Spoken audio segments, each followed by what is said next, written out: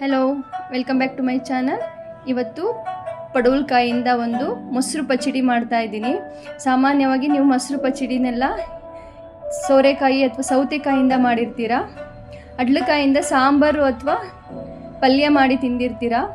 ಈ ಥರದೊಂದು ಮೊಸರು ಪಚ್ಚಡಿ ಮಾಡಿ ನೋಡಿ, ತುಂಬ ಇಷ್ಟ ಆಗುತ್ತೆ ನಿಮಗೆ. ಮತ್ತು ಒಂದು ವಿಭಿನ್ನವಾಗೂ ಇರುತ್ತೆ, ತುಂಬ ಈಸಿ.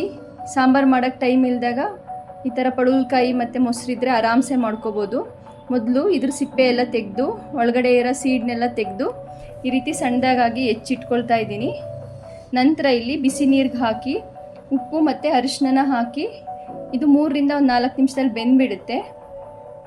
ನೀವು ನಮ್ಮ ಚಾನಲ್ನ ಫಸ್ಟ್ ಟೈಮ್ ವಿಸಿಟ್ ಮಾಡಿದರೆ ಸಬ್ಸ್ಕ್ರೈಬ್ ಮಾಡ್ಕೊಳ್ಳಿ.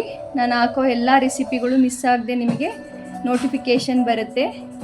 ಈಗ ನೋಡಿ, ಇದು ಬೆಂದಿದೆ. ಇದನ್ನು ಫಿಲ್ಟ್ರ್ ಮಾಡಿ ಎತ್ತಿಟ್ಕೊಳ್ತಾ ಇದ್ದೀನಿ. ನಂತರ ಒಂದು ಬೌಲ್ಗೆ ಇಲ್ಲಿ ನಾನು 1 ಕಪ್ನಷ್ಟು ಮೊಸರನ್ನ ಸೇರಿಸಿ ಅದಕ್ಕೆ ಸ್ವಲ್ಪ ಉಪ್ಪು ಹಾಕಿ ಈ ರೀತಿ ನೀಟಾಗಿ ಕಡೆದು ಎತ್ತಿಟ್ಕೊಳ್ತಾ ಇದ್ದೀನಿ. ನಂತರ ಇದಕ್ಕೊಂದು ಮಸಾಲೆ ರೆಡಿ ಮಾಡ್ಕೋಬೇಕು.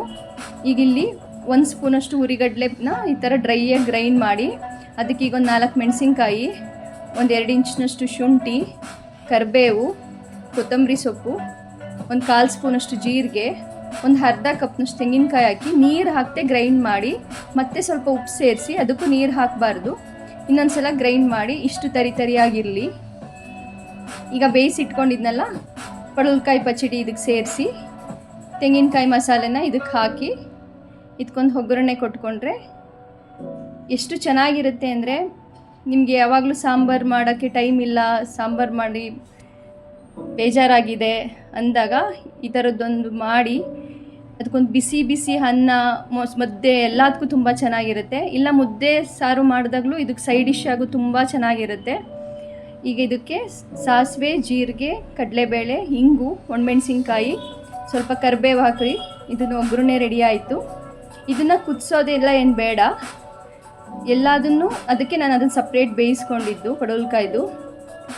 ಈಗ ಮೊಸರು ಜೊತೆ ಈಗ ಇದನ್ನು ತೆಂಗಿನಕಾಯಿ ಮಸಾಲೆ ಮತ್ತು ಆ ಪಚ್ಚಡಿಗಳನ್ನೆಲ್ಲ ನೀಟಾಗಿ ಈ ರೀತಿ ಮಿಕ್ಸ್ ಮಾಡಿಕೊಂಡು, ನನಗೆ ಯಾಕೆ ಸ್ವಲ್ಪ ಉಪ್ಪು ಸಪ್ಪೆ ಅನ್ನಿಸ್ತು, ಇನ್ನು ಸ್ವಲ್ಪ ಉಪ್ಪು ಸೇರಿಸ್ಕೊಳ್ತಾ ಇದ್ದೀನಿ. ಇದಕ್ಕೊಂದು ಒಗ್ಗರಣೆ ಕೊಟ್ಕೊಂಡ್ರೆ ನೋಡಿದ್ರಲ್ಲ ಎಷ್ಟು ಈಸಿ.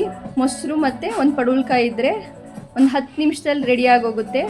ಬಿಸಿ ಅನ್ನಕ್ಕೆ ಹಾಕಿ ತಿಂತಾಯಿದ್ರೆ ಖಂಡಿತ ಪ್ರಯತ್ನ ಮಾಡಿ. ಯಾರೆಲ್ಲ ಪ್ರಯತ್ನ ಮಾಡ್ತೀರಾ ನಂಗೆ ಕಾಮೆಂಟ್ ಸೆಕ್ಷನ್ ತಿಳಿಸಿ. ಖಂಡಿತ ನಿಮ್ಗೆ ಇಷ್ಟ ಆಗುತ್ತೆ. ನಮ್ಮ ಚಾನಲ್ ಸಬ್ಸ್ಕ್ರೈಬ್ ಮಾಡಿ. ಮತ್ತೆ ಸಿಗುವ ನೆಕ್ಸ್ಟ್ ವೀಡಿಯೋದಲ್ಲಿ. ಬಾಯ್.